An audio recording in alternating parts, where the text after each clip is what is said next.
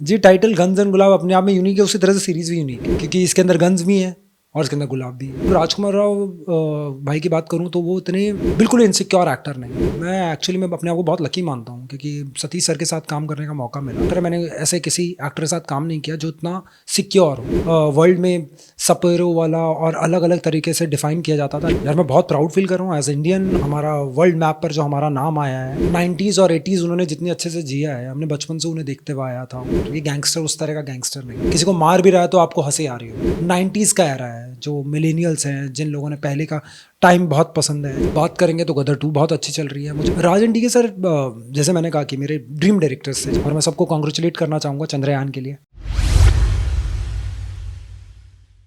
Sir सबसे पहले आपका स्वागत है भारत 24 में।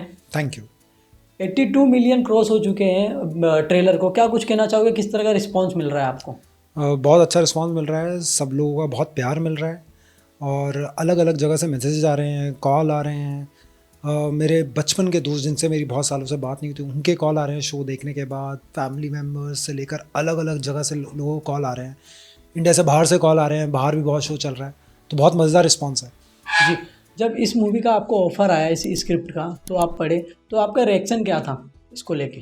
अब एक्चुअली में मैं राजन डीके सर का बहुत बड़ा फ़ैन रहा हूँ, तो मैं उनके हर काम को बहुत पसंद कर रहा था।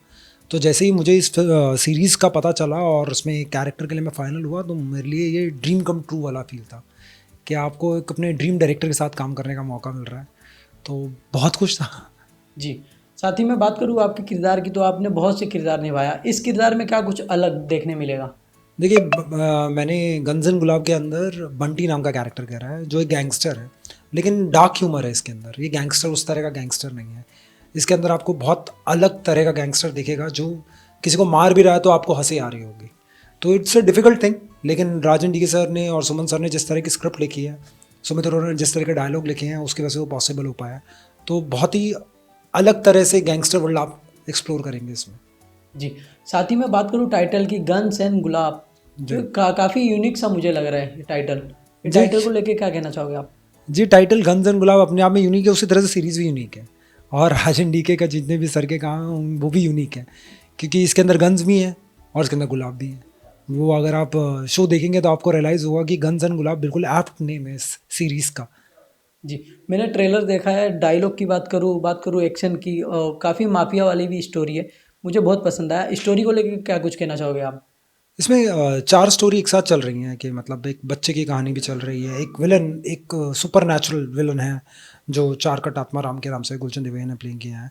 फिर उसके बाद एक पुलिस वाला है और एक गैंगस्टर वर्ल्ड है। तो ये चारों कहानियाँ किस तरह से एक साथ जुड़ती हैं, किस तरह से सारी चीज़ें होती हैं, वही गन्स एंड गुलाब की अपनी खासियत है। और दूसरा 90s का एरा है, जो मिलेनियल्स हैं, जिन लोगों ने पहले का टाइम बहुत पसंद है, जिन्हें फ़ोन, ट्रांजिस्टर और टेप रिकॉर्डर, जिन पे गाने सुनने का पसंद करते थे, पुराने गाने और सारी चीज़ें, वो सारी चीज़ें देखने को मिलती हैं। तो बहुत ऑथेंटिसिटी के साथ ये पूरा शो बाहर निकल कर आया। जी, साथ ही मैं बात करूँ इसमें 2 दिग्गज कलाकार हैं, एक तो सतीश कौशिक, उसके बाद एक राजकुमार राव। इन दोनों के साथ काम करके किस तरह का एक्सपीरियंस रहा और क्या बॉन्डिंग रही आपकी? और मैं एक्चुअली मैं अपने आप को बहुत लकी मानता हूँ क्योंकि सतीश सर के साथ काम करने का मौका मिला। 90s और 80s उन्होंने जितने अच्छे से जिया है, हमने बचपन से उन्हें देखते हुए आया था। वो कितने अच्छे अच्छे कैरेक्टर, कैलेंडर हो या सारे कैरेक्टर हों, वो कितने बखूबी उन्होंने प्ले करे थे और आप हमेशा से वो लेजेंड है। तो उनके काम हमेशा से आप बचपन में हंसते रहे हो उनके कैरेक्टर्स पे, उतना अच्छा परफॉर्म किया उन्होंने। तो जब हम शूट कर रहे थे तब भी हमें बहुत हंसी आती थी कि कई बार तो डायरेक्टर कहते थे हंसो मत, सीन करो, क्योंकि वो इतने अच्छे से परफॉर्म करते थे कि आपको ऑटोमेटिकली हंसी आने लगती थी। और जब आप बैठते थे उनके साथ, जब कट होता था, टेक में टाइम लगता था, तो आप उनके साथ बैठ के उनके किस्से और कहानियाँ सुन रहे होते हैं। तो इतना सुंदर और इतने वार्म आदमी थे कि इतने बड़े लेजेंड होने के बाद भी उनके साथ काम करने में ना इतना कंफर्टेबल फील कराया था। और दूसरी तरफ राजकुमार राव भाई की बात करूँ तो वो इतने मंझे हुए कलाकार हैं, सब जानते हैं, और उन्होंने अलग अलग टाइप के, इतनी वर्सेटाइलिटी है उनके अंदर, अलग अलग टाइप के कैरेक्टर करे हैं, लेकिन वो बिल्कुल इनसिक्योर एक्टर नहीं है। इतने सिक्योर एक्टर है, मैंने ऐसे किसी एक्टर के साथ काम नहीं किया जो इतना सिक्योर हो। तो वो आपके सामने से और पुश करते हैं कि आप और बेटर कर सकते हैं। वो गिव एंड टेक इतना अच्छे से करते हैं कि मुझे बहुत मज़ा आया उनके साथ काम करके। जी, साथ ही मैं बात करूँ आजकल की जो फ़िल्में हैं, बड़े पर्दे पे कम और ओटीटी के और ज़्यादा चल रही हैं। तो जो ये बदलाव हुआ है, इसको आप किस नज़र से देखते हो? यार अभी तो आप बात करेंगे तो गदर 2 बहुत अच्छी चल रही है। मुझे लगता है कि ऐसा सच नहीं है कि आप बाहर की फिल्में आती हैं वो भी चल रही हैं, ओ माय गॉड भी चल रही है, उधर जेलर भी चल रही है। तो दोनों तरफ अपनी अपनी चीज़ें चल रही हैं। ऐसा नहीं है कि OTT पे कुछ चल रहा है और हॉल में नहीं चल रहा है, हॉल पे भी उतनी अच्छे से चल रहा है। और OTT के साथ में ये है कि लोगों ने सब्सक्रिप्शन ले लिया है और सारी चीज़ें बैठ कर इन्जॉय कर रहे हैं। तो बहुत सारे अलग अलग टाइप के शोज़ आ रहे हैं, अलग अलग चीज़ें देखने को मिल रही हैं, जो बॉलीवुड में अब होने लगा है कि वो अलग अलग कहानियाँ अलग अलग ढंग से दिखाई जा रही हैं। बीच में एक टाइम आता है कि एक सेम फॉर्मेट पे हम चलने लगे थे। तो मुझे लगता है OTT की वजह से वो और ज़्यादा बेटर हुआ है कि हर राइटर के लिए, डायरेक्टर के लिए एक नई वॉइस निकल कर आई है और सामने देखने वाले लोगों का एक नज़रिया भी बदला है और उन्हें एक नया टेस्ट मिल रहा है इनकी वजह से। जी, जैसे कि आपने खुद कहा कि ये जो फ़िल्म के डायरेक्टर है राज सर, उनके साथ आपका काम करने का ड्रीम था और उन्होंने फर्जी भी किया है। इस फ़िल्म को लेकर क्या कहना चाहोगे? किस तरह का डायरेक्शन था उनका? क्या बॉन्डिंग थी उनके साथ आपकी? राज एंड डी के सर, जैसे मैंने कहा कि मेरे ड्रीम डायरेक्टर्स थे जिनके जी। साथ मैं हमेशा से काम करना चाह रहा था। लेकिन आप जब सेट पे जाते हो तो आपको पता चलता है कि वो इतने सही क्यों हैं, वो इतने रिस्पेक्टफुल एक्टर्स के टुवर्ड्स एक्टर्स। उसके अलावा उनके साथ इतने कंफर्टेबल करते हैं वो। दूसरा, स्क्रिप्ट इतनी स्ट्रांग होती है उनकी कि आप उनके साथ 10 मिनट बैठते हो और आपको अपना कैरेक्टर की जर्नी समझ में आ जाती है कि किस तरफ लेके जाने वाले हैं। तो बहुत लाइट रखते हैं सेट को, बहुत मज़े आते हैं उनके सेट पर काम करने में। आप कुछ सेट्स होते हैं जिन पे आपको जाने का रोज़ मन करता है, आपको लगता है ये सेट से मैं कभी बाहर ना जाऊँ। उनका सेट कुछ इस तरह का था।